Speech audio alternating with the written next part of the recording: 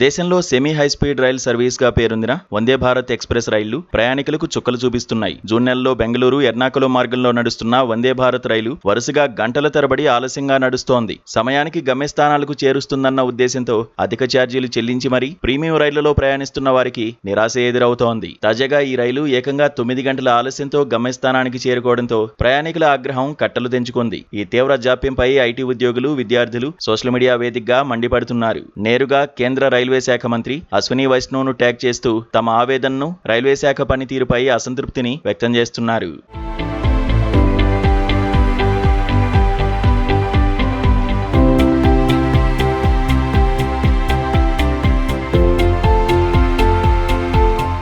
ఈ ఆలస్యానికి గల కారణాలను రైల్వే అధికారులు అధికారికంగా వెల్లడించారు. బెంగళూరు డివిజన్ పరిధిలోని వైట్ ఫీల్డ్ సెక్షన్లో ట్రాఫిక్ నియంత్రణలు, అలాగే అత్యవసర రైల్వే మౌలిక వసతుల నిర్వహణ పనులు కొనసాగుతుండడం వల్లే ఈ అంతరాయం ఏర్పడిందని స్పష్టం చేశారు. అయితే ఒకవైపు రైలు రాక ఆలస్యం కావడంతో అదే రైలును తిరుగు ప్రయాణానికి కూడా ఉపయోగించాల్సి రావడం సమస్యను మరింత జటిలం చేసింది. ఈ క్యాస్కేడింగ్ ఎఫెక్ట్ కారణంగా అటు బెంగళూరు నుంచి ఇటు ఎర్నాకుళం నుంచి రాకపోకలు సాగించే రెండు వైపుల సర్వీసులు గంటల తరబడి ఆలస్యమయ్యాయని అధికారులు పేర్కొన్నారు. షెడ్యూల్ ప్రకారం మంగళవారం మధ్యాహ్నం 2:20 ఎర్నాకుళంలో బయలుదేరాల్సిన రైలు సుమారు 6:30 గంటల ఆలస్యంతో రాత్రి 9:07 కదిలింది. అదే రోజు రాత్రి 11 గంటలకు బెంగళూరు చేరుకోవాల్సిన ఈ రైలు మరుసటి రోజు ఉదయం 7:51 చేరుకుంది. ప్రయాణికులు ఏకంగా 9 గంటల పాటు నరకయాతన అనుభవించారు. బెంగళూరు నుంచి ఉదయం 5:10 బయలుదేరాల్సిన తిరుగు ప్రయాణ రైలు సైతం 5 గంటలకు పైగా ఆలస్యంగా నడిచింది.